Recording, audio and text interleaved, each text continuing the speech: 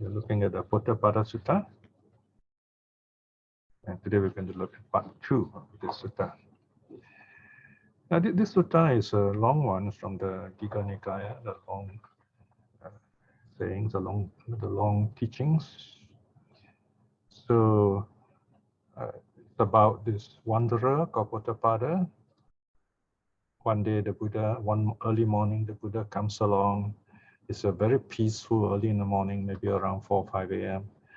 And the Buddha comes and talks with him before a few hundred other wanderers. And he asked the Buddha about the nature of consciousness. How does consciousness end? And the Buddha takes that occasion as an opportunity to teach this person Dhamma. Of course, Poṭṭhapāda is very lucky to have someone like the Buddha to come and teach him, living at a time when there are great teachers, good teachers. Of course, there are also bad teachers. And Poṭṭhapāda is himself a very good person. He starts off as a wanderer, but he's very keen in learning and he respects the Buddha deeply. So the Buddha knows he's ready and the Buddha teaches him the Dhamma. So from this, we can learn something very important, very interesting about ourselves. The kind of people we know, the kind of people we befriend, and the things we talk about helps us to become either a better person, or you meet the wrong person, then you end up on the wrong side. So it's very important that we value some good things in life. Many of you who take the trouble to come and listen to this sutta, you love inner peace, you're curious about knowing yourself, and you want to know more about the suttas. You're not interested in big, famous teachers. You are interested in the teaching. That itself is a wonderful thing. It's not easy learning the suttas. It took me 50 years. I had to struggle. And 50 years ago, there was no suttas like the ones you get today. And today we have so many suttas, so many translations. And we're spoiled for choice, as they say. So this is where you have a wonderful opportunity to study suttas carefully. And we have this sutta with all the notes that you may need in the footnotes, right? So, and remember, a sutta is something that you read your whole life. It's not yesterday's newspaper.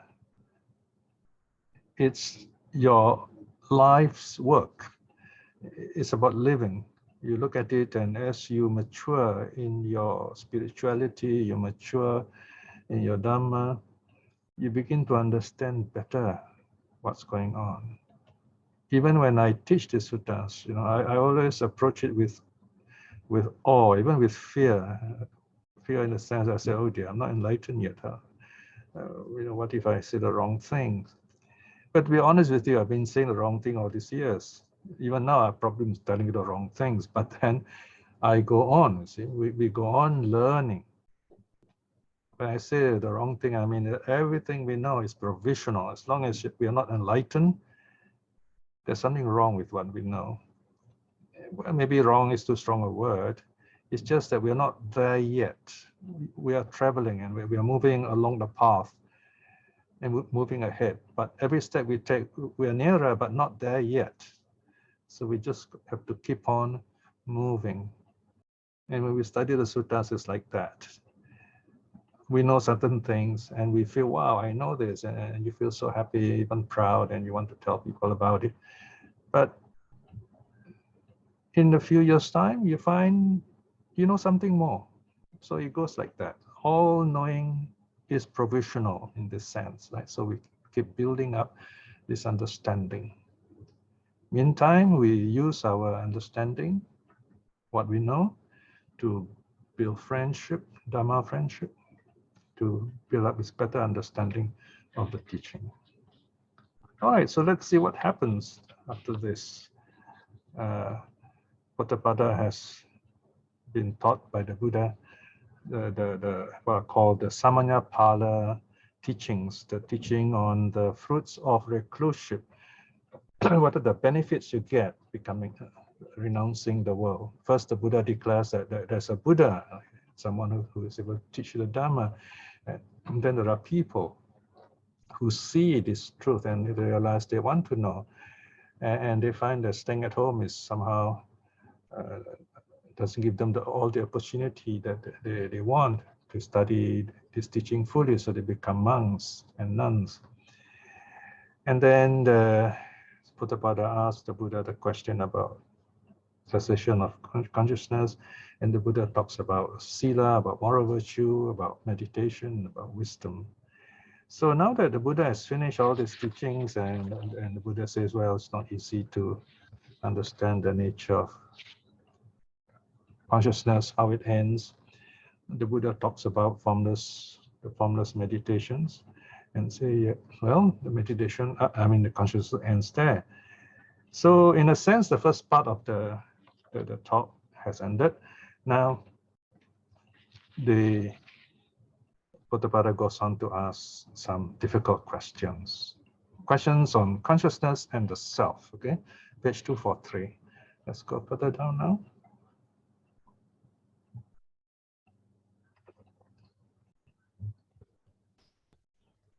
Section 21.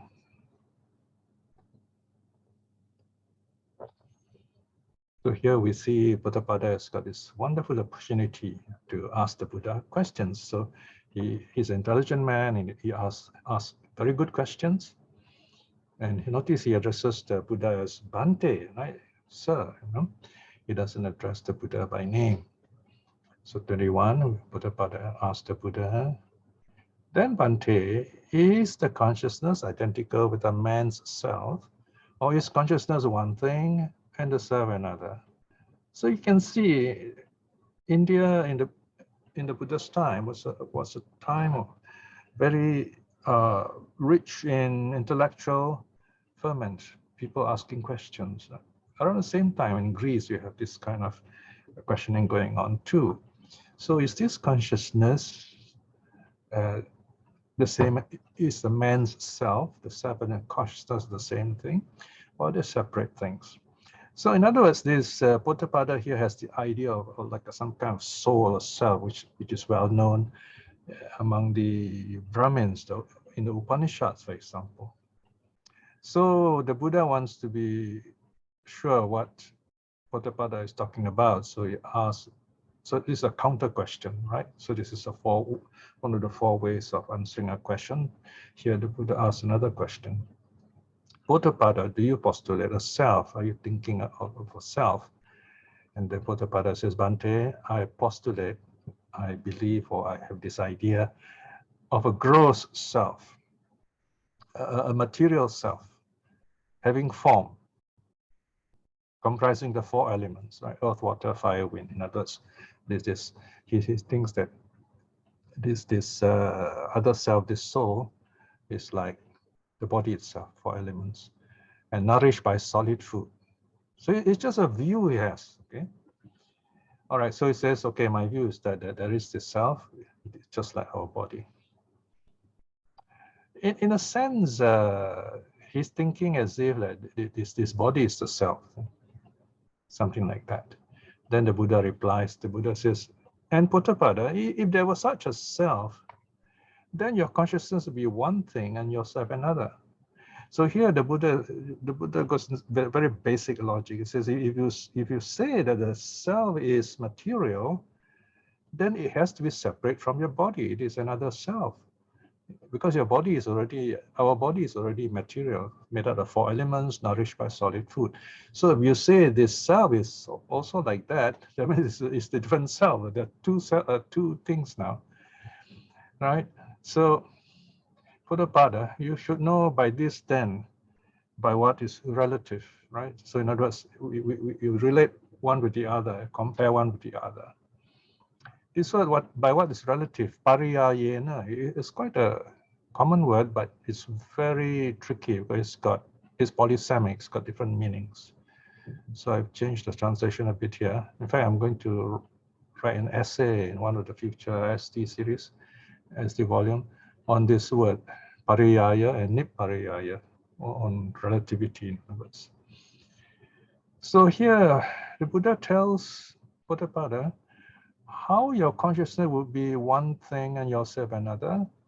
If there's a gross self having form comprising the four elements nourished by solid food, some consciousness or other would arise in this man, and some consciousness or other would pass away.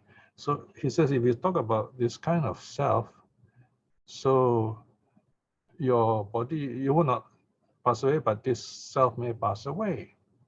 In this way, Poṭṭhapāda, you can know how consciousness must be one thing and self another. So in other words, it's not the case. It can't be that way.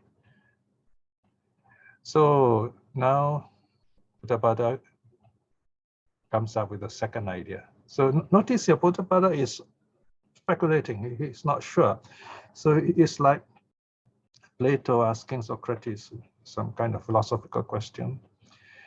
Then Bhante, I postulate a mind-made self with all its major and minor parts complete, without defect in any faculty. So you notice in section 21.2, it says a gross self, a material self. That doesn't work. So in that case, it says, Bhante, I suppose the self is mind-made. Okay, it's complete. It's got all the organs and parts, but it's mind-made. Again, the Buddha replies in the same way, 22.2. Now, Poṭṭhapāda, you should know by this then, by what's relative, how your consciousness would be one thing and yourself another. If there was such a self with all its major and minor parts complete, without defect in any faculty, then your consciousness would be one thing and yourself another. Some consciousness or other would arise in a man, and some consciousness or other would pass away. So it says, if you say the self is mind-made, it will be another self also, separate from you, right? So one will pass away, but the other will not pass away. So it's quite tricky, right? Of course, the Buddha didn't say one thing, that we don't see such things. Okay, that's understood anyway, right? So here the Buddha is saying there'll be two separate things. Okay, now Poṭṭhapāda comes with a third possibility, 23. Then Bhante, I postulate a formless self made of consciousness.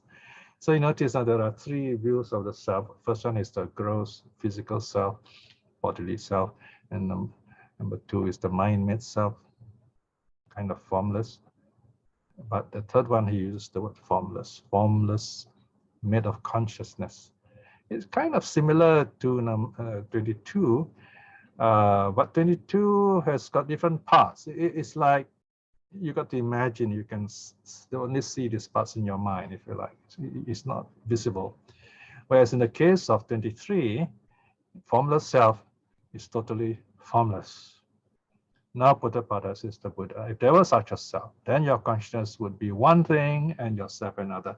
So even when you say there is a formless self, you are talking about something outside of yourself. That there is this formless self. This is what the Brahmins teach. Now, if you say there is this kind of formless self, it will still be something different from you, right? So everything else applies the same. In that case, one self will pass away and the other one will not pass away. Okay, so the point is there is no such self. Right? Okay, let's go further down. So the Buddha says the same thing. He says, in this way, Poṭṭhapāda, you can know how consciousness must be one thing and self another thing. So they're two separate things, and that's not possible. Then 24, Poṭṭhapāda says, but Bhante, is it possible for me to understand whether consciousness is the same or different from a person's self? So he's not satisfied. He says, so I still do not know how this consciousness and the self, are they the same thing? Now, the Buddha didn't answer this. Okay, this is a question the Buddha won't answer. Poṭṭhapāda, it is hard for one holding a different view, keeping different priorities, having different likes, following a different practice, following a different teaching, to understand the doctrine that I teach my disciples regarding the self, right? So here the Buddha is kind of being polite, telling Potthapada, well, we all have our beliefs, and if I were to tell you what I teach, it might be difficult for you, you know, you may have to give up your beliefs and so on.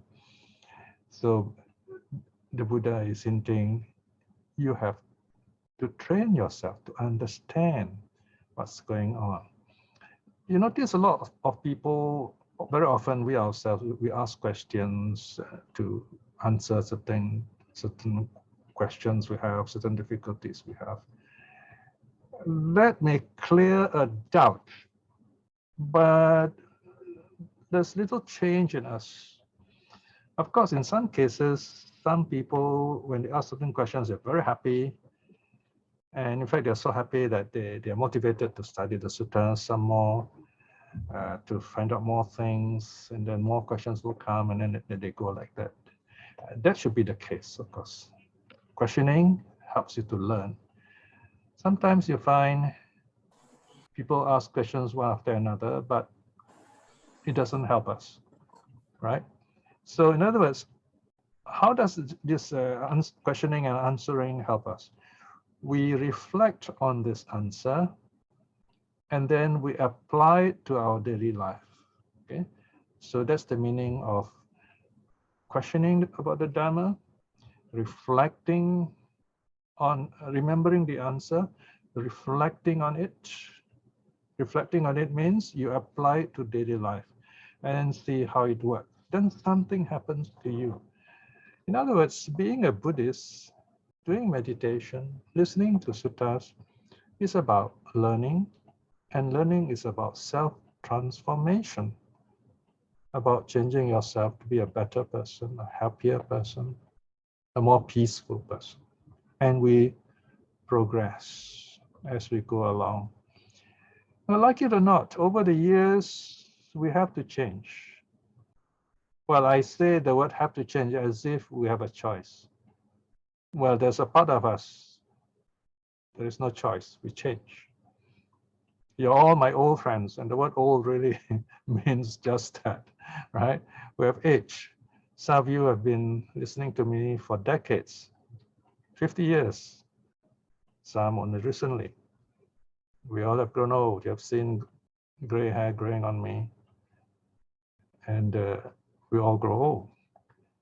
And for many of you, you have grown in wisdom also. You have learned so many things about the suttas and the Dhamma. And that's the way it should be. We keep reflecting on these teachings. If you think that, oh, I've known so little, I still do not understand what's going on, then do something about it by keeping your precepts. The precepts strengthen you so that you can help people effectively. You be kind to others, and that's the way you practice what you have learned in the suttas. And then you begin to notice, no matter how much you help people, there's no end to it. They are still in trouble somehow. That's the way the world is. That is samsara, that is dukkha. So then you teach yourself a few things, what you should do, how you should help people, what do you learn about all these things. And there's a sense of joy, a sense of peace, a sense of, I know what's happening now. So you're on the same path, but you know better where this path leads. You know you are heading in that way, or at least you are looking at the path. Maybe you feel you're not on the path yet, you're not a stream winner yet, but you can see this path. And once you step on the path as a stream winner, you can see nirvana. Now, seeing nirvana doesn't mean you are there. You know, you see many of those movies, Charles Dickens movie, you see Oliver Twist, you see David Copperfield standing on the road, and you can see London in the distance. But those days, it's possible. Nowadays, there are lots of tall buildings, so you can't do that. So you can see this ancient city, you can see nirvana in the distance. It's often spoken in the suttas that the stream winner can see nirvana, see with the inner eye, that is. And sometimes the stream winner is compared to a man who has come out safely from the desert or emerged from a shipwreck and is safe. You know, he's going to reach dry land. And if he has come out of a desert, he's survived the desert, then he's approaching a well, and then he looks down the well, he sees water, but he is not able to reach the water yet, but he is there, the water is there. So the stream winner is like that, right? So this is what the Buddha is trying to tell Poṭṭhapāda. You have to reach a certain level of commitment to learn the Dhamma. Then these questions will answer themselves. It is not something someone can answer for you, because it's your own doubt, and you have to work with that doubt. All right, so Poṭṭhapāda is still curious to know, and the Buddha knows that. So the Buddha explained to him why he doesn't answer certain questions. And what are these questions? These are, of course, the 10 questions, the famous 10 questions, question 25. So here Poṭṭhapāda says, then Bhante, if it is hard for one holding a different view, keeping a different priorities, having different likes, having different practice, following a different teaching to understand the doctrine that you teach your disciple regarding whether the consciousness is identical with a man's self, or is consciousness one thing and the self another, could you at least tell me? All right, so now he asked the famous questions of the day, of those days. What then, Bhante? Is the world eternal? Is this alone the truth and all else false? That the world is eternal, that this alone is the truth and all else false, Poṭṭhapāda, I have left undeclared or undetermined, declares the Buddha. All right. So these are the 10 theses or 10 questions or 10 views, if you like. Only one can be true, or one, not say one can be true, rather. If a person accepts one view, he will think of the other 9 do not apply, or you don't need to bother about them. So the world is eternal, right? The Buddha says, no, I have no view on this. I have nothing to say here. Why has the Buddha nothing to say here? Because Poṭṭhapāda will not be able to understand it, and he's going to argue, and it's going to go on endlessly. It becomes philosophy. Of course, if you're a scholar, you get paid for it, that's fine, you know, and then you create more problems. You don't want questions that can be answered. You want questions that cannot be answered, then you're a good scholar, and so on. It goes like that. So here, the Buddha says, nope, I have left this undeclared. I've not said anything about this. I'm not going to say anything about this. Okay, then number 2 says, Poṭṭhapāda, in that case, is the world not eternal, all right? So I'm only reading the underlined words, because everything else, the format is the same. It's a template. The world is not eternal then, right? There must be 2 views. Either the world is eternal or not eternal, right? Buddha says, no, I have no stand on this. I've left it alone. I don't talk about this. You may say, that's unfair, isn't it? Well, not so. Now imagine, one of the British scholars gave this very interesting example. Someone asks you, are Martians green? He said, oh, no, I'd rather not say anything about that. That's the best answer, right? Okay, then this person says, okay, in that case, are Martians not green then? The best answer you can say is nothing to say, right? So this is the background here. This is what the Buddha is trying to say. I have left this undeclared, right? Okay, then number 4, what then, Bhante? Is the world finite? And then again, the Buddha says, no, I have nothing to say. Okay, then in that case, number 4, what then, Bhante? Is the world infinite? Okay, so okay, 1 and 2 is the viewing the world in terms of time. eternal, not eternal. 3 and 4, the world in terms of space, finite, infinite. In other words, limited in space or unlimited. Well, Einstein probably will be quite happy with this answer, because he said once he said something like, or he wrote something like, if you try to go straight in a straight line to the universe, theoretically, mind you, you will come back to the same spot after a while. That is samsara, right? So you go round and round and you're caught in this loop. So it's hard to say. You can't say it's finite, you can't say it's infinite. So we leave it like that. Okay, now we come to another set of ideas. 26. This is the fifth idea, right? What then, Bhante? Is the self the same as the body? Okay, this the Buddha already discussed this earlier on with him. Again, the Buddha says no comment, right? I don't teach anything about this. And number 6, what then, Bhante? Is the self one thing and the body another? Right? Again, remember the Buddha dealt with this question. So the Buddha said, no, I have nothing to say. Brackets 5, brackets 6, they're kind of opposite of each other. They go together. All right, let's go further down, further below. 2 more. 9. What then, Bhante? Does the Tathagata, number 8, sorry. No, is it? 27. What then, Bhante? Does the Tathagata exist after death? Okay, here's where you have to be a bit careful. Tathagata here doesn't refer to the Buddha, it refers simply to does come. The commentaries say this simply means a being. Okay, someone who dies, does he exist after death? Again, Buddha says no. I have nothing to say here.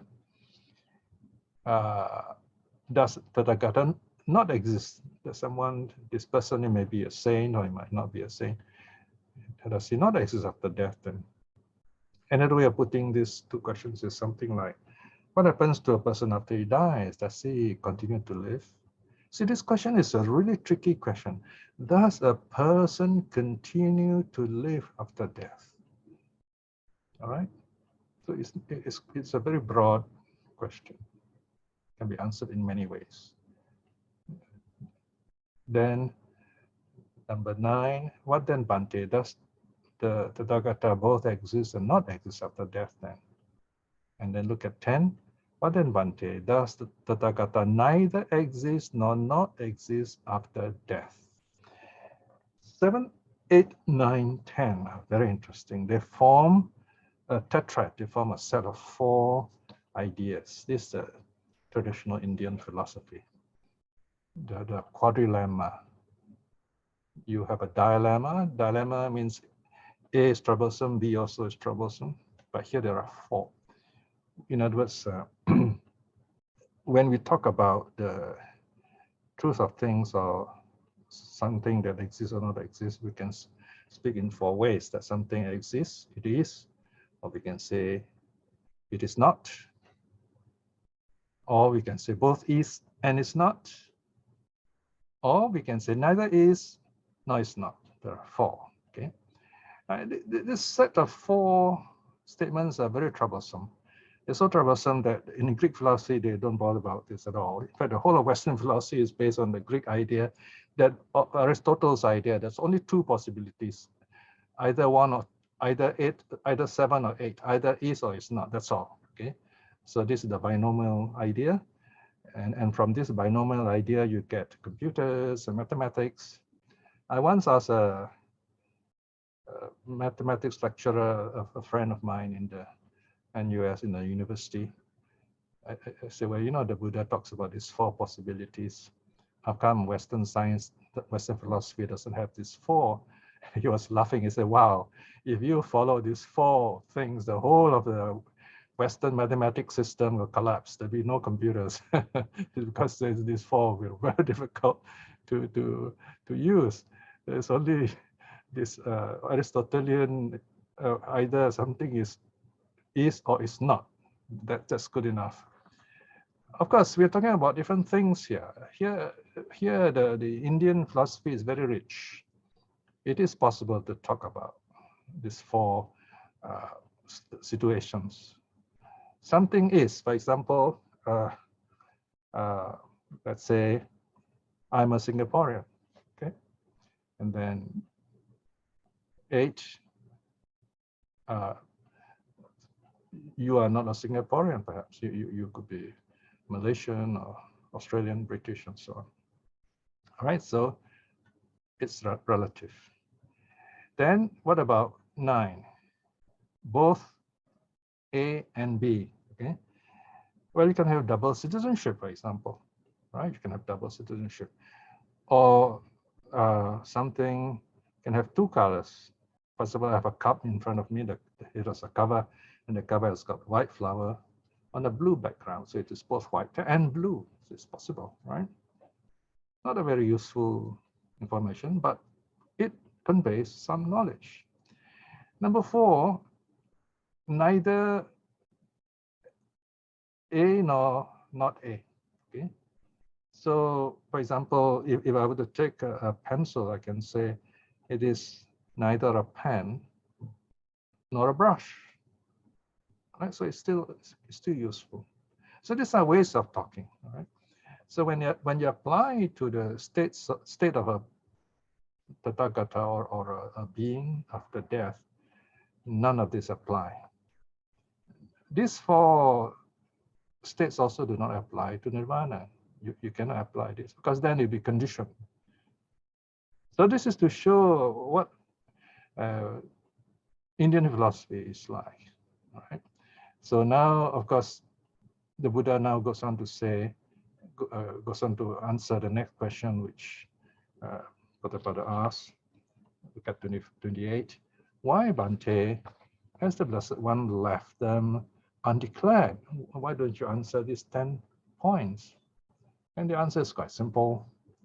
Because it, that is the declaration, is unbeneficial, not connected with the goal. Now here, this word unbeneficial, not connected with the goal, is the same word in Pali. Okay, the word beneficial is atta. Atta also means the goal. All right, so it is not connected with the Dhamma. So even if you discuss this 10 question, you find you won't get near the Dhamma. It does not belong to the fundamentals of the holy life. People don't train to become monks and nuns to discuss these things. To do this, you go to the university, you go to study philosophy. It does not lead to revulsion, to dispassion. Revulsion refers to disillusionment with the world, letting go of the world. Dispassion refers to overcoming of defilements and suffering, to cessation of suffering, ending of suffering, to inner peace, the stilling of defilements, to direct knowledge of the Four Noble Truths. You can read without all the brackets. That's the original passage. Those brackets are put in to help you understand the meaning of those words. So the Pali simply says, it does not lead to revulsion, to dispassion, to cessation, to inner peace, to direct knowledge, to awakening, to nirvana. That is why I have left them undeclared or undetermined.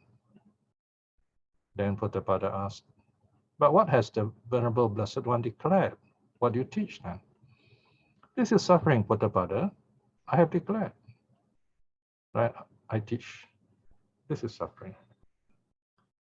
This is the arising of suffering, Potthapada. I have declared. This is the ending of suffering, Potthapada. I have declared. This is the path leading to the ending of suffering, Potthapada. I have declared. That's why I have declared them, because the declaration is beneficial, connected with the goal, connected with the Dhamma, has to do with the fundamentals of the holy life, and it leads to nirvana. All right. Now, one thing interesting here, you notice the Buddha mentions Pottapada's name every time when the Four Noble Truths are mentioned. Potthapada, I have declared. Potthapada, 4 times. Some translators, they find, oh, too many repetitions, you had to just leave out the names. That's really terrible, because there is a powerful effect here. Imagine the Buddha is talking to you and then mentions your name. After every noble truth, your name is mentioned. Because this truth is special for you. So the name is mentioned each time to remind us this is the truth, especially for us to reflect on. Okay, so this is what the Buddha teaches. And then let's just close this part. Huh? Let's see, have I come to the end of this section, section 30? Yeah, just go down a bit more, let's see. I think, yeah. Okay, so it's just nice. That is 30.3. Then Poṭṭhapāda says, that is so, Blessed One. That is so, welfare Citta. And now let the Venerable Blessed One do what seems fit to him. And the Blessed One rose from his seat and departed. So by this time, probably an hour, 2 hours have passed, so it's kind of 5 or 6. So the Buddha is ready to go for his alms round. Okay. So in the next section, we'll look at what happens to Poṭṭhapāda when the Buddha leaves. Okay, let's take a short break. Thank you, Piya. We'll take a short break now. So the Buddha leaves, and now the Poṭṭhapāda is with the wanderers. So now they're back to their noisy, quarrelsome selves. So they, in fact, they got very upset with Poṭṭhapāda. No? So let's look at 31. Then not long after the Blessed One had gone away, the wanderers crowded around Poṭṭhapāda the wanderer and teased and verbally abused him thus. This Poṭṭhapāda approves of whatever the Blessed One says with his saying, that is so, Blessed One, that is so, welfare Sutta. Now we, on the other hand, fail to see that the recluse Gautama has shown any determinable teaching at all with regard to these 10 undeclared questions, and everything is listed again. Again, the traditional oral tradition. Everything is repeated. I don't think we need to repeat them because you can read them. It's all printed out. So basically, we can see the situation. We picture it. The wanderers now scold, make fun of Poṭṭhapāda, say, "Oh, how come you're so docile? You know, you agree with the Buddha, everything."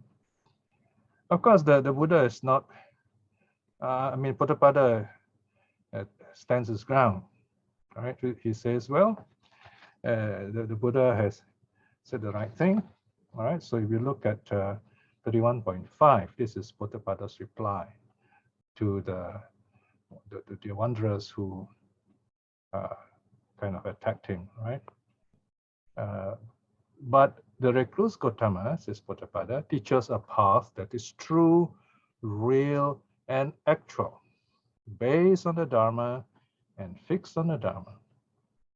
So how could a wise or sensible person like me refuse to approve what was well spoken, that is so well said by the recluse Gautama, right? So this is a kind of, it's not a lion roar because it's not a disciple yet. So we call this a kind of a thunder. Okay, this Poṭṭhapāda's thunder, if you like. So he says, what the Buddha says, true, real, and actual. Okay, these are the Pali words. Something which is true, something which is real, it exists, and it is really the case, actual. And notice here the word Dharma is mentioned, right? So it says the Dharma. So in other words, this idea of Dharma as a universal truth is agreed.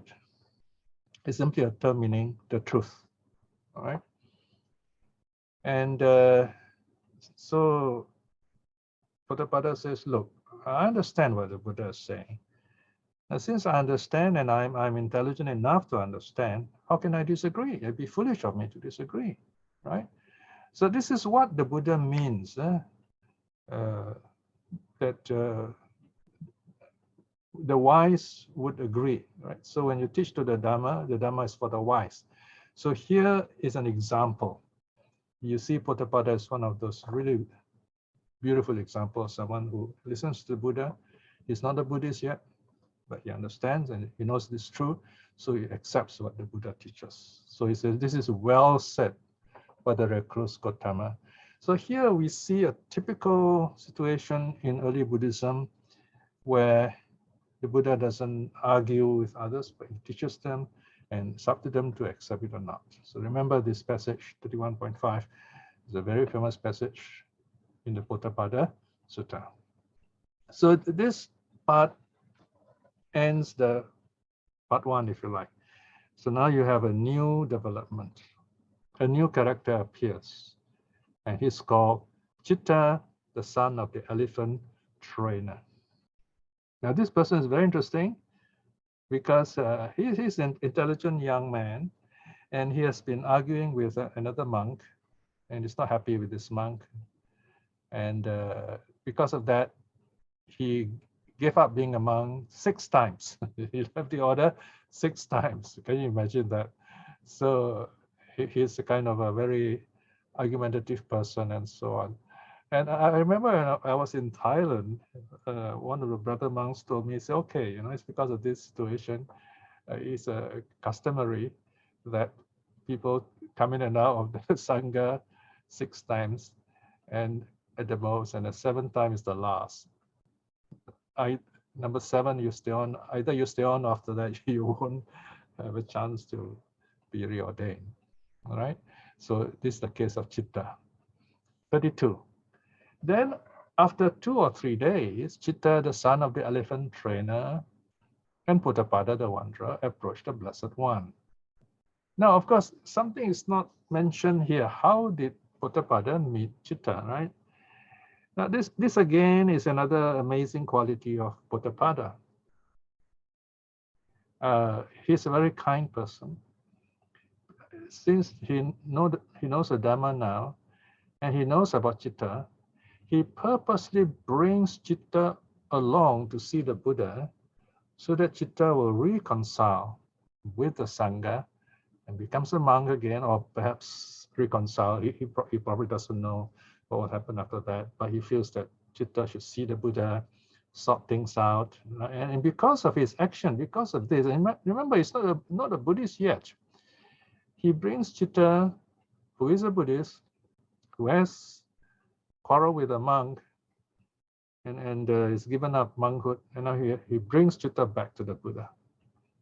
Having approached, Citta, the son of the elephant trainer, saluted the Blessed One and sat down at one side.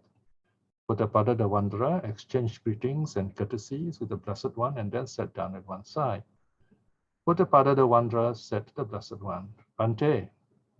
Soon after the Blessed One had left, all the wanderers surrounded me and teased and verbally abused me, saying, this Poṭṭhapāda approves of whatever the recluse Gautama says, with his saying, that is so, Blessed One, that is so welfare. And he repeats the whole thing, okay? They talk about the 10 undetermined questions and so on, okay? So which we won't repeat. Okay, let's go further down. Okay, all these are about the 10 questions, okay? And he tells the Buddha, and then the Poṭṭhapāda tells the Buddha, well, you know, I understand what the Buddha has said, and I'm wise enough to know, so I kind of disagreed with them. All right, so let's look at what the Buddha says to him. All right, 33. So here the Buddha says, all those wanderers, Poṭṭhapāda, are blind and sightless. You are the only one amongst them who have eyes to see. Of course, here eyes refer to wisdom, right? And what, Poṭṭhapāda, are the things that have been declared to me to be indeterminable? The world is eternal, Poṭṭhapāda, I've declared to be indeterminable, right? So here notice the Buddha changes the language a bit. So these 10 things, you cannot determine them, all right?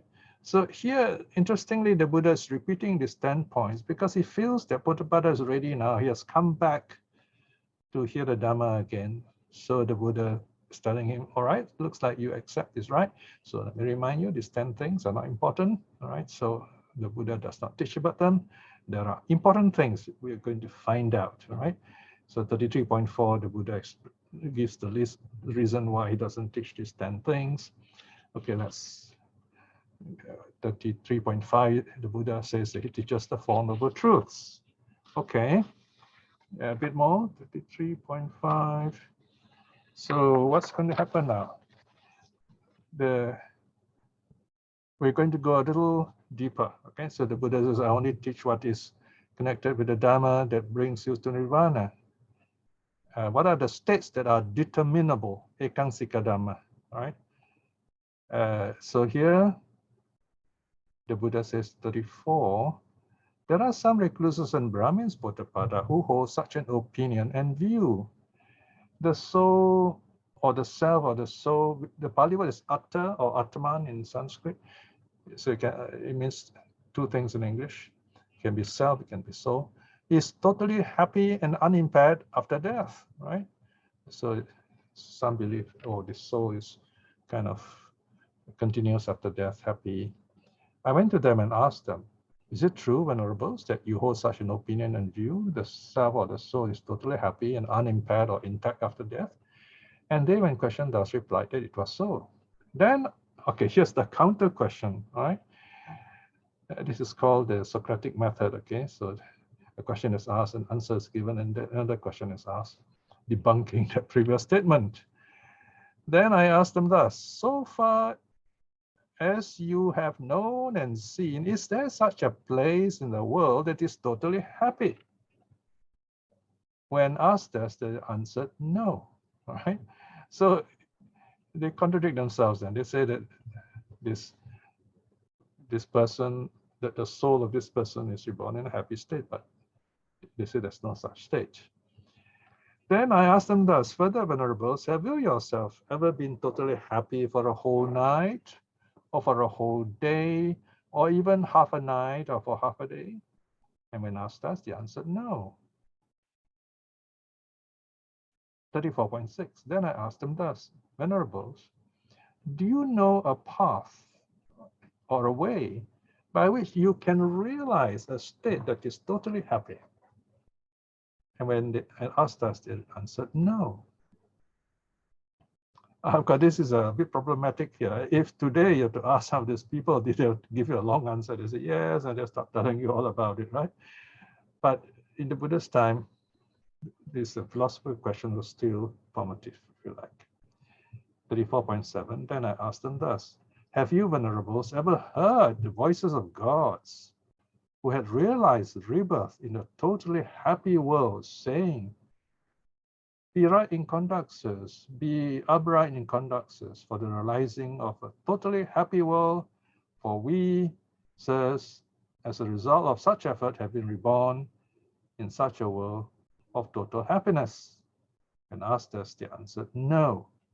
Now this 34.7 is very interesting, because if you take it like this, it is as if the Buddha is telling us there are no gods, right? So those who don't believe in the gods probably will quote this passage. But remember, you cannot quote this out of context. There are many other sutta passages which do talk about the gods. Here the Buddha is simply, what is the Buddha saying here? He is asking these people, have you ever yourself seen these gods, right? And they have not, okay? So they said no, right? Okay. Now the Buddha is building up the momentum here, all right? He's going to knock them down in a while, okay? All right, so now what do you think, Poṭṭhapāda? This being the case, okay, whenever you see this being the case, wow, it is a bit worrisome. It's going to give us the clincher, as they say. This being the case, does not what these recluses and Brahmins declare turn out to be groundless? Indeed, Bhante, says Poṭṭhapāda, what these recluses and Brahmins declare turn out to be groundless, right? So they declare this happy state is heaven, but none of them have seen it. Like, this sounds familiar today, isn't it, right? Of course, these heaven believers have all kinds of modern arguments nowadays. All right, so now the Buddha goes on to give various metaphors, various parables to show how these kind of ideas are very, very wrong, very stupid, even very, it's impossible, right? Poṭṭhapāda, it is just as if a man were to say, I desire and love the most beautiful girl in this country. the Janapada Kalyan, the bell of the country, the bell of the nation.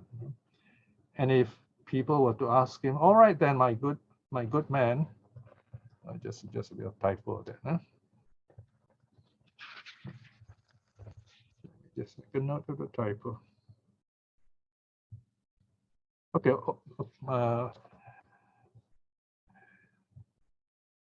And if people were to ask him, all right, then do you know the name or family name of this most beautiful woman?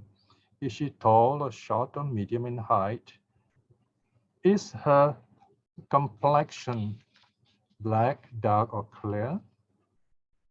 Is she from a village, a town, or a city? All right. So here, asking about all this, what caste is she, and so on. Right.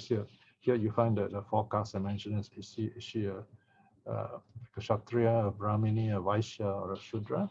These are the four castes. Yeah? A Kshatriya is a noble class, a Brahmini is a priest class, remember, Vaishya is a merchant class, and Shudra is the working class. And when asked that, he would answer no. And if people were to ask him, all right then, do you know the name of the family of this most beautiful woman, right? What town is she from, and so on, all right? So he says no. Okay, we read that part. And next section, if people were to ask him, all right then, do you desire and love for someone whom you neither know nor have seen? And the question does, he will answer yes. So here you can see the Buddha's humor a bit. Huh? Now, what do you think, Poṭṭhapāda? This being the case, does not what these recluses and Brahmins declare turn out to be groundless? So this idea of being grounded and groundless is very important in the early discussions. Okay, that there is, they have to respect this idea when discussing the truth, right? Then the Poṭṭhapāda says, indeed, Bhante, that being the case, what these recluses and Brahmins declare do turn out to be groundless.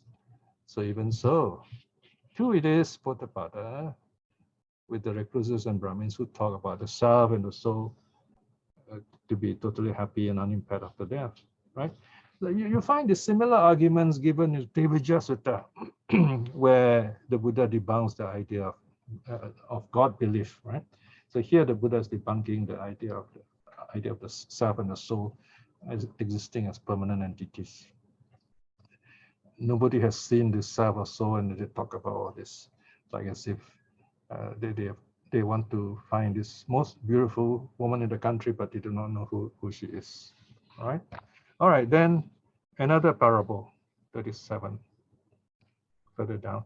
This time it's the stairway to nowhere. Again, you find this parable in the Devajya Sutta also.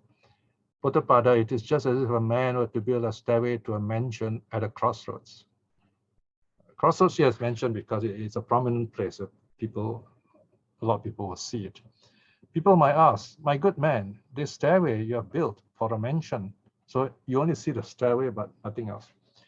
Do you know whether the mansion will face east, west, north, or south, or whether it will be high, low, or medium in height? And he will say no. And they might say, you mean you neither know nor see what kind of mansion you're building this stairway for? And he would say no. So this is another groundless idea. So here the Buddha is saying to have this idea of a self or soul, and you can even prove it. It's like you just build up this beautiful stairways. It doesn't lead anywhere, right? So, so to these Brahmins who, these people, recluses and Brahmins who claim there is a self that is happy, that lives in a whole way. This soul exists after death, right? So there's no such thing. All right, let's go further down. And so this part, there are lots of repetitions, so let's just leave the oral tradition to itself. Let's go on to the next part. Now you find they're going to talk about what they call the three kinds of self. Okay. So let's see now. Now the question here is, Poṭṭhapāda, of course, is curious. If there is no self, then what is there? All right. So apparently here, Poṭṭhapāda, the Buddha sees Poṭṭhapāda as being more ready, is intelligent enough, as the Buddha is going to something deeper. The Buddha is going to talk about the Buddhist idea of self. But here, the self simply means a being, okay, like what we are. 39. Poṭṭhapāda, there are three kinds of acquired self. Notice that the word is acquired self, patilabha. Okay. In other words, what we are reborn with, atta patilabha, okay, the self, the person we become. So the gross acquired self, the mind-made acquired self, and the formless acquired self. Now notice this sounds familiar, isn't it? These are the three kinds of self that Poṭṭhapāda mentioned earlier on. It says that these are the three kinds of soul, but the Buddha simply uses this term as actual beings.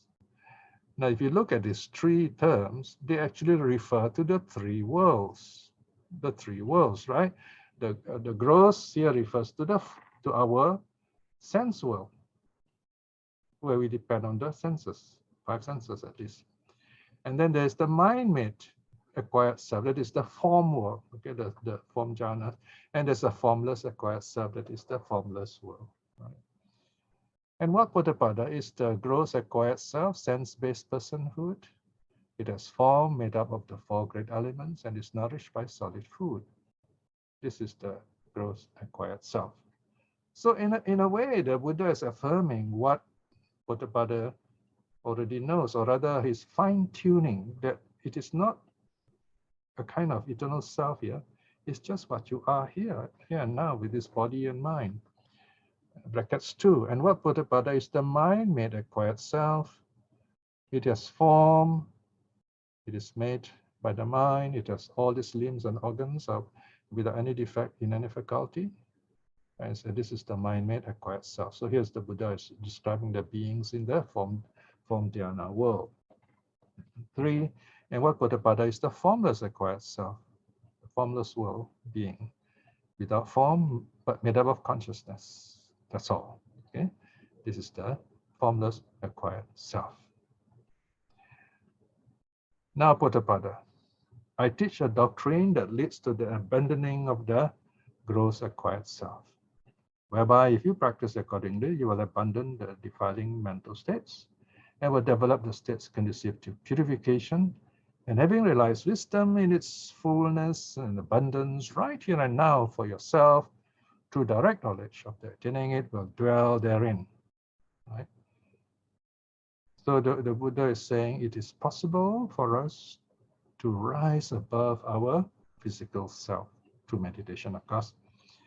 Now, Poṭṭhapāda, it might be that you think perhaps one will abandon to defiling mental states and will develop the states conducive to purification, and having realized wisdom into abundance right here and now for oneself, through direct knowledge of the attaining it, you will dwell therein, but one will still dwell in suffering. Poṭṭhapāda, that is not how it should be seen, right? So in other words, you actually can get out of suffering through this kind of practice. Okay, let's see what happens next. For when you have abandoned the defiling mental states and developed the states conducive to purification, and having realized wisdom in all its fullness and abundance, right here and now, for yourself through direct knowledge, for attaining it, you will dwell therein.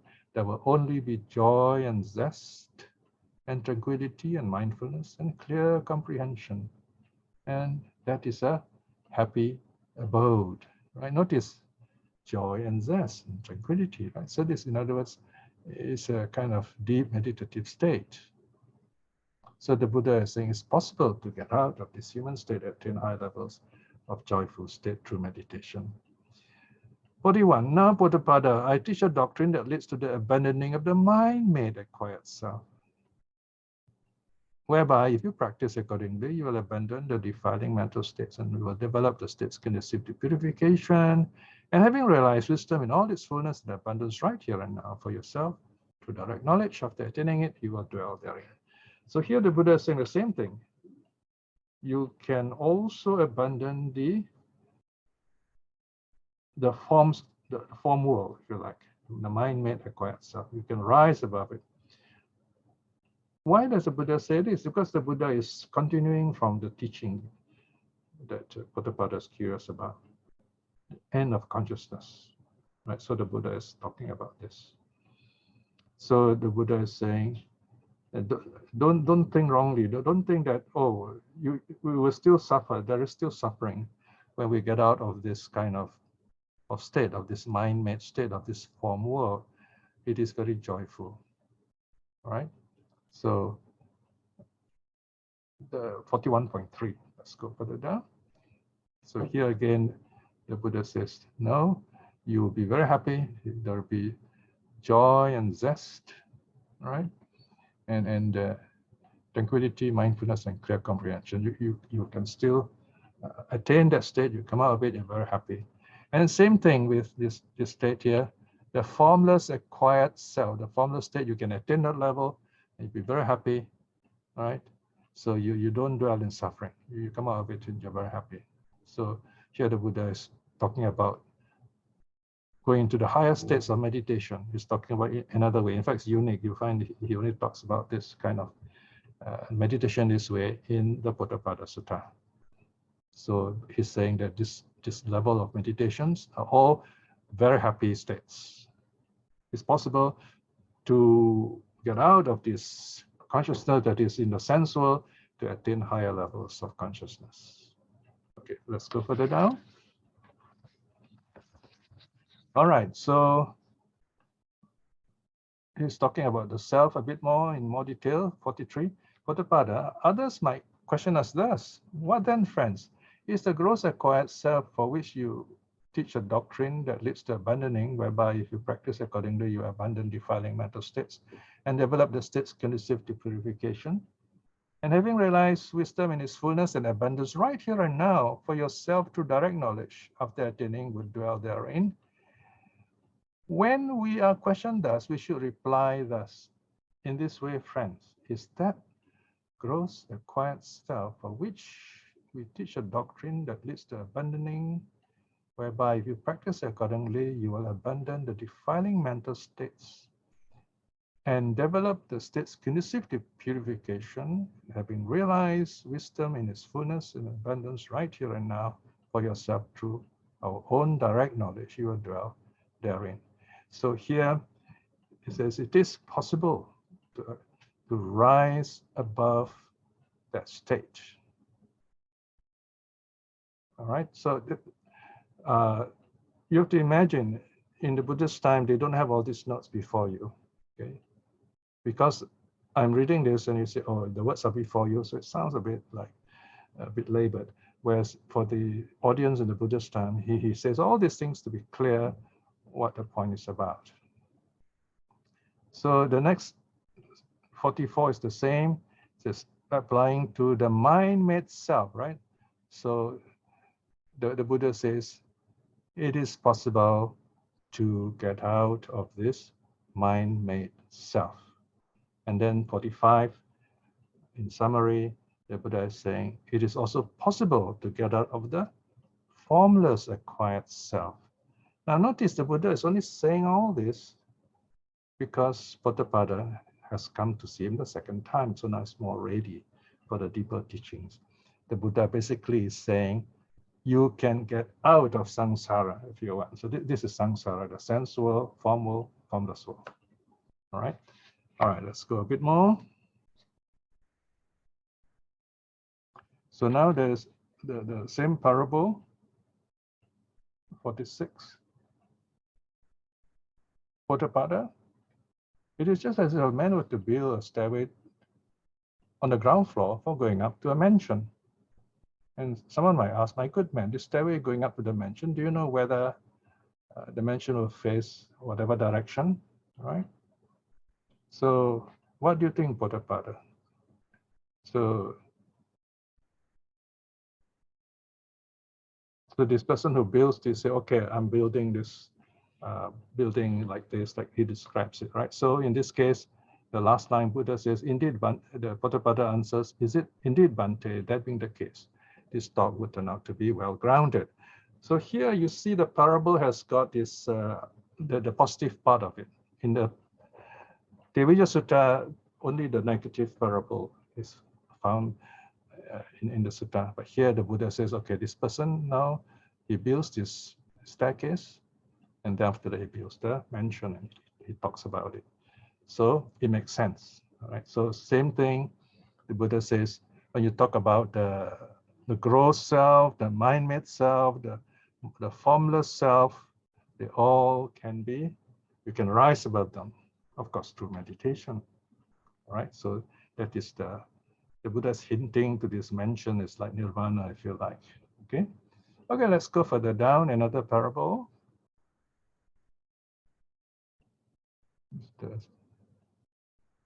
The next one, that is, oh, okay, there's only one parable. Huh? Okay, where are we now? Okay, so now someone else comes in. Okay, you have a new person coming in to talk, okay? 48. When this was said, Citta, the son of the elephant trainer, said this to the Blessed One. Okay, now comes this new development, and this is where you see Citta's karma is going to change. He's going to, this is the starting of his new life in the sangha. Bhante, at the time when there is the gross acquired self, would the mind-made acquired self and the formless self be non-existent? Is the gross acquired self the only one that is real at that time? And if there is the mind-made self, then at that time, is the gross acquired self non-existent and the formless self non-existent? And if there is the formless acquired self, then at that time is the gross acquired self non-existent and is the mind-made acquired self non-existence.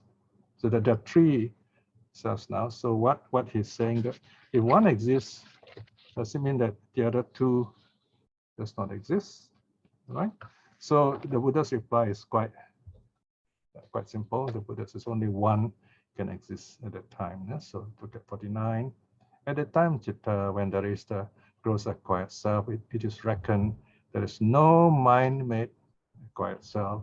It is reckoned there is no formless acquired self. There's only the gross acquired self, right? So only you only exist in one form. You cannot exist in 2, 3 forms. Okay? So here in this case, if you are, let's say like us now, we are in the sense world. We are neither in the form nor the formless world. Of course, the Buddha is talking about right here as we are. Of course, if you go into meditation, yes, then your mind will attain the form world or formless world. That is the mental experience. Okay, so the answer is still right. Okay, let's go a bit more. So what is the real self? Which is the real self? Citta. Let's go up a bit. Let's go up a bit. Okay. So all right. So now, because Citta is he's already a practicing Buddhist, at least in his own way. So the Buddha continues and said, Citta, what if you were asked thus? Did you exist in the past or not? Will you exist in the future or not? Did you exist now or not? This question, Citta, how would you answer? Now notice, in this case, the Buddha is asking Citta how to answer. He's not answering the question for him, right? And this is where 49.5, Citta does question Bhante. This would be my reply. Indeed, I existed in the past. That I did not exist is not the case. That I shall exist in the future, that I will not exist then is not the case. That I do exist now, that I do not exist is not the case. Because I mean, he's being very clear and logical.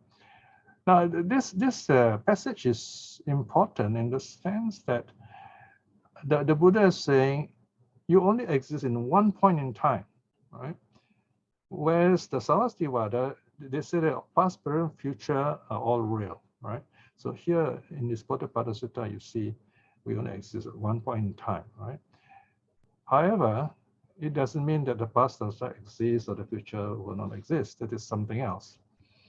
So 50, now Citta, what if then they were to ask that past acquired self that you had, is that your real acquired self, or is that the future acquired self non-existent and the present acquired self non-existent? Or 50.3, or the future acquired self you will have, is that the real self and the other two are not real, not non-existent? Or what about the self you have now? Is this the real one and the other two don't exist? All right, so again here notice the Buddha is asking Citta.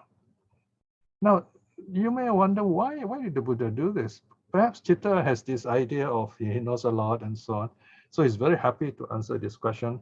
Whereas in the case of the Buddha and the other monk, he got scolded by this monk because he was asking questions. He was very interested, very excited. And the monk told him, oh, please don't interrupt, I'm teaching now.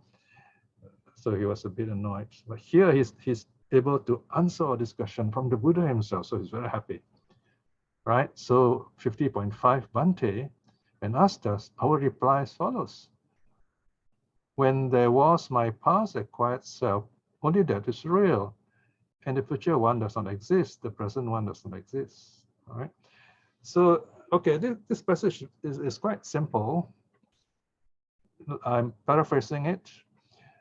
He's saying, if you're talking about the past, that at that time, that was the real one.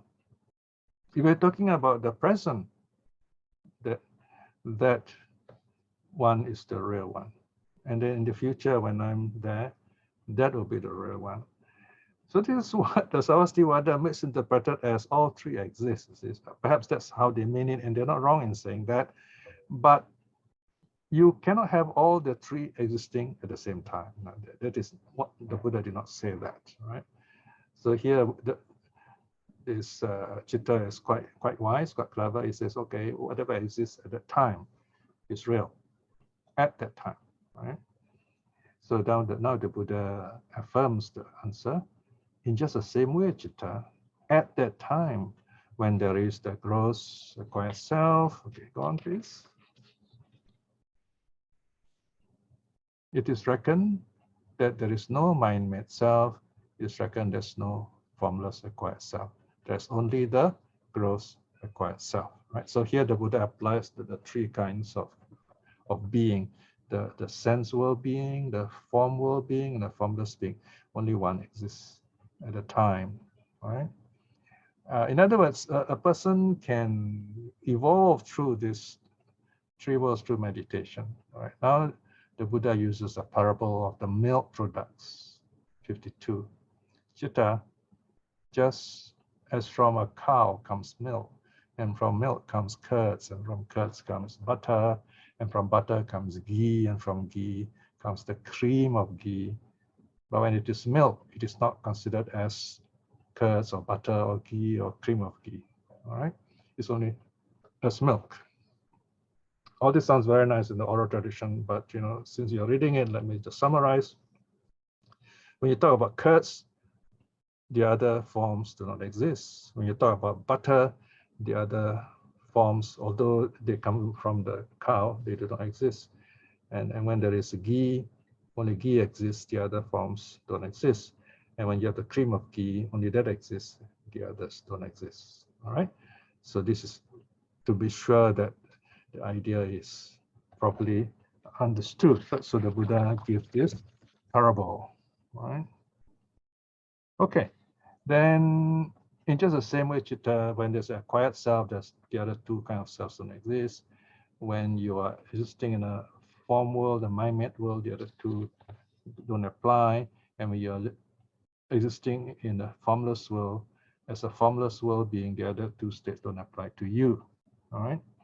All right. So now we're coming near the end. Poṭṭhapāda is very happy with all the teachings. Imagine Poṭṭhapāda hearing all this and so clear to him now, 54. When this had been spoken, Poṭṭhapāda the Wanderer said this to the Blessed One. Excellent Bhante, excellent Bhante. Just as if one were to place upright what had been overturned, or to reveal what was hidden, or to show the way to one who was lost, or to show up, or to hold up a lamp in the dark so that those with eyes could see forms. In the same way, in numerous ways, has the Dharma been made clear by the Blessed One. I, Bhante, go to the Blessed One for refuge, to the Dharma, and to the community of monks. May the Blessed One remember me as a layman who has gone forth for refuge from this day forth. So he decides to become a practitioner. Okay. And Citta, this is the amazing part. Okay, this is what Poṭṭhapāda has done. He has brought Citta back into the order. Now, this is what happens to Citta. Citta, the son of the elephant trainer, on the other hand, said this to the Blessed One. Excellent Bhante, just as one would, and so on. So all this going for refuge. So he goes for refuge. And he says, I, Bhante, go to the Blessed One for refuge, to the Dharma, and to the community of monks. May I, Bhante, receive the going forth. Okay, this is the novice ordination.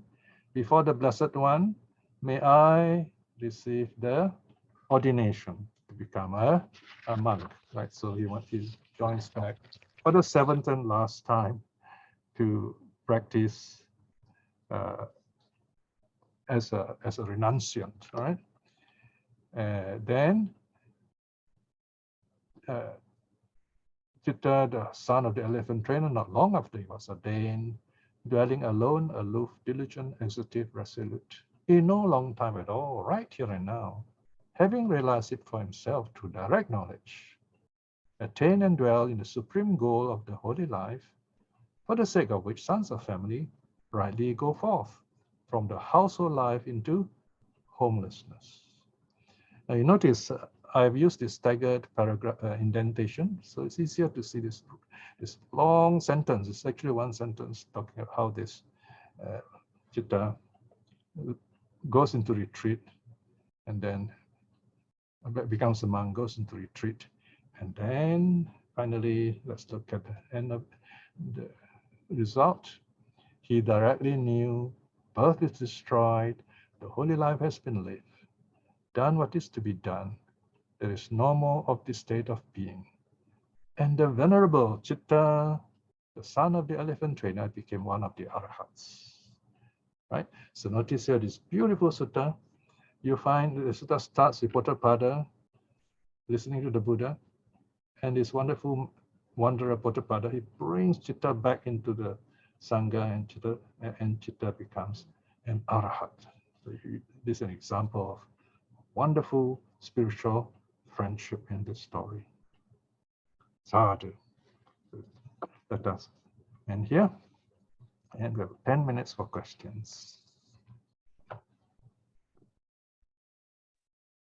Thank you, Brother Piya, for the Sutta teaching. Dear brothers and sisters, if you have any question, you can type it in the chat box, or you can unmute yourself and ask the question verbally. Thank you.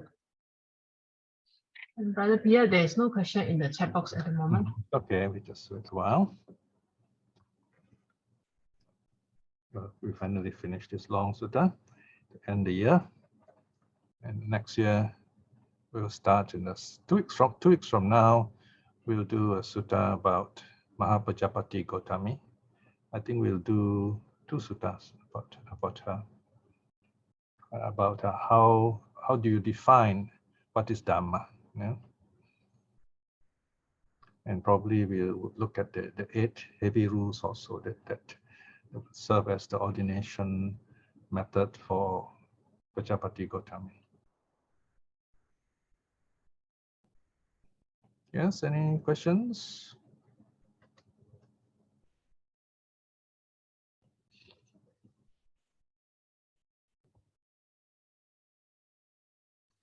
From this sutta, you try to imagine the background, right? You see this situation where the Buddha is living in. There are many people who are very curious about what the Dharma is, the truth. The word Dharma here means truth. And there is a kind of code where people come to discuss the Dharma with each other. They listen very carefully, and if they are wrong in the debate especially, then they will accept the other person as the teacher. And that's how far they will go. Because they are wanderers themselves, they are looking for the truth. So when they find a teacher, they will follow that teacher. So this was the kind of very interesting code that these people of those days follow when it comes to learning and teaching the Dharma, the truth.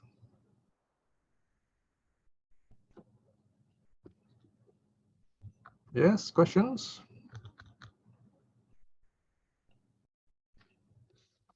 No question yet, Brother Piya. Okay. There's a comment from Brother LCO. All right. Yeah, he mentioned that this sutta is so stunning that he is stunned to the point of speechless and thoughtless. Okay, that's why no questions, huh? All right. Yeah, you know, this was a sutta that I did in Thai, you know, in my university days in Bangkok, in the Monks University. So I remember that's a really beautiful sutta. I like the part where this Poṭṭhapāda brings Citta along and make him return to be a monk. That's a really wonderful gesture. Yeah. So this is where, you know, you unify people who are separated. Okay. So if you're a layman and you find your friend and the wife are quarreling and separated, if you can unify them, that's one example. So this is where a monk should not do that. A monk is not allowed to do that. I remember that there was this exam question I had to answer, Dharma question, you know. So a monk is allowed to bring friends together. They become friends, but he's not allowed to matchmake a husband, a man and a woman. Okay, so this is for a layman to do.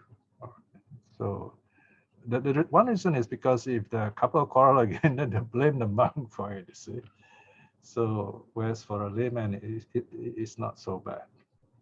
So here we're talking about fellowship. We're talking about spiritual friendship.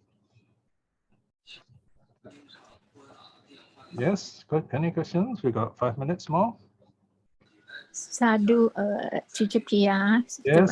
everybody. Yes, Amuja, yeah. Can I ask this question? Is memory the same as consciousness? Okay, the Pali word for memory here is sati. Sati, nah? So sati is part of mindfulness. Yeah, so in a sense, it's part of consciousness also. Yeah. But we normally speak of memory as sati because when you cultivate mindfulness, you must remember watching the breath, right? So what's happening is you remember to keep the mind on the breath. When we forget, then the mind wanders, notice, right? So this remembering is important. Yeah, so in a sense, yeah, memory is part of consciousness. A small part, but a very important part. All right. Thank you.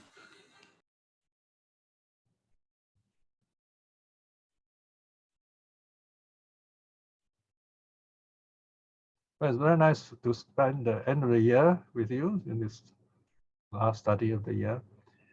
I posted something very interesting about about New Year. You know, many of us make resolutions, but the thing is, we are making a resolution only to break them.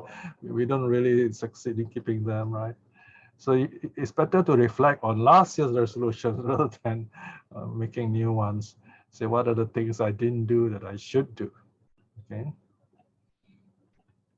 I mean, it's amazing how time flies, and now it's already 2023. It's coming just a few days' time.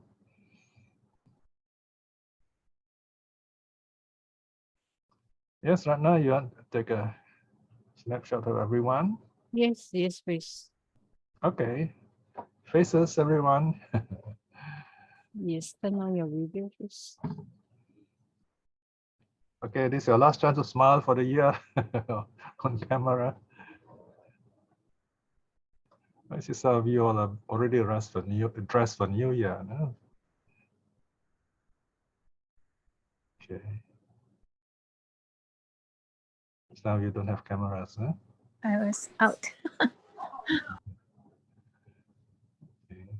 Okay.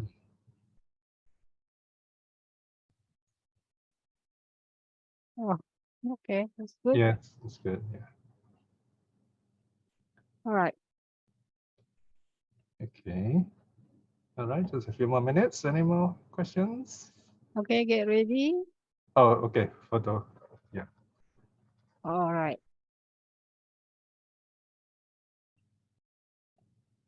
Okay. Are you done? 1, 2, 3. Oh, Smile. Okay, very good. Thank you very much. mhm.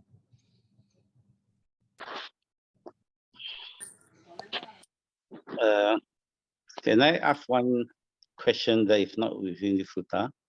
Yeah, sure. Sounds It's a pressing question, but okay. Today I met one customer, 70 years old English lady, and then we are talking about Buddhism. She has not really stepped into Buddhism, but she is beginning to want to know more about Buddhism. So she was mentioning about God. Then I say that Buddhism do not concentrate on God. Instead, I'm a practitioner who wanted to become a Buddha as well. You see, this is a major concept. So I say, well, in that case, for a start, the question will be: do you ever think of from the beginning where I come from, and at the ending where am I going? This kind of question most human beings would not want to delve into. Yeah. Which I think in this sutta somehow maybe have some connection. Yes. But it's a kind of stunned situation, you know. You can't answer. Right. You want to question, you know, and then yet you don't want to be lost. Yeah. Now, how are you going to settle ourselves? Well, have you found anyone who can give you a satisfactory answer? That's what the Buddha is saying in the Citta, you know. Has anyone ever found that kind of answer? I mean, this is what, as I said, philosophy is built on, and that's why you have all these university courses and so on, you know. And so that's the whole thing. And the Buddha say you can try to waste your time on that. You find it's not going to be very helpful. Why don't you work with the things that really will help you? Right? Yes, there are these trick questions, but the question is, you get stuck with it. So what's the great thing about being stuck with it, right?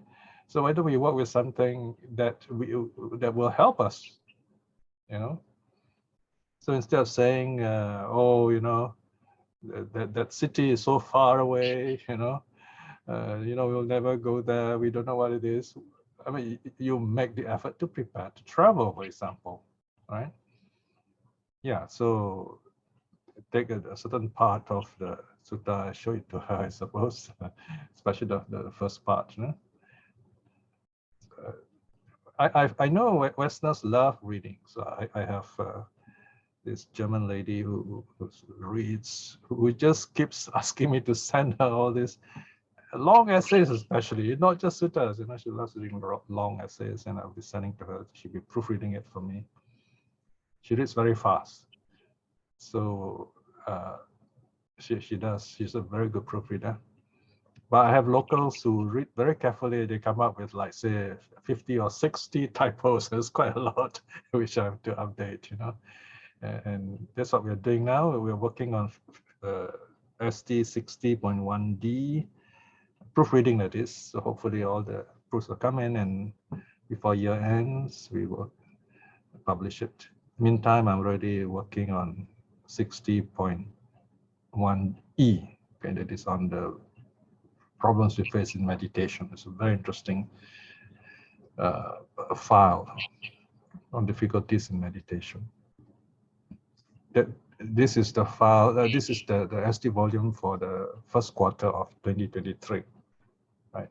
So if we call 2023A, normally it'd be A, B, C, D, it'd be 4 volumes a year. Okay, so I suppose there's no more questions, right? Any last minute questions? I think no more. Right? All right, good. We end here then. Huh? So let us spend a quiet moment to reflect on this end of year. How have we spent this year, 2022? Right? This is the second, I think the third year we have this sutta, right? And so many of you have been with us all throughout this session. Some of you are new, and we're very happy to have you with us. I'm amazed at all of you coming from different parts of the world, and here you are, listening to the Buddha's teaching. The Buddha has brought us together in joy and peace and in wisdom. Remember these moments that have brought us together. We'll have done lots of good karma to be free from lots of distractions and difficulties to spend this moment. And remember the peace, remember the precepts you're keeping. Remember the meditation you have done and the suttas you have listened to and questions you've asked. The time you've spent here. This will help you in your future practice. By all this goodness, may you be well and happy. May we be well and happy. Send your loving kindness to your loved ones. Wherever they are, may they be well and happy. And also, at this point, let us close showing our gratitude to the three jewels. Arahang Sama Sambuddho Bhagava Buddhang Bhagavantang Abhivademi. Bow down. Swakato Bhagavata Dhammo Dhammang Namasami. Bow down. Supatipanno Bhagavato Sāvaka Sangho Sanghang Namami. Sadhu, sadhu, sadhu.